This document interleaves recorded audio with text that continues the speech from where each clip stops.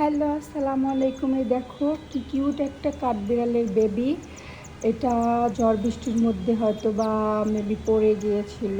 আমি জিয়া উদ্যান থেকে নিয়ে আসছি। তো এইটুকু বেবিটাকে কি খাওয়ালে বেবিটা বাঁচবে আমি যদিও জানি না।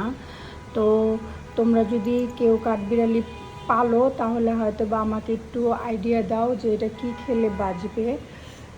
এতটুকু একটা বাচ্চাকে বাঁচাতে পারবো কি না আল্লাহ জানে। তো আল্লাহ যদি ওর হায়াত রাখে তাহলে হয়তো আমার কাছে বেঁচে যাবে, আমি ওকে বড় করে ছেড়ে দেব। তো সবাই একটু শেয়ার করে দিও, যারা পালে তারা যেন আমাকে একটু আইডিয়া দেয় যে ও কী খেয়ে বাঁচবে। তো ওর জন্য আমি দুধ গরম করেছি, দেখ কেমন করে।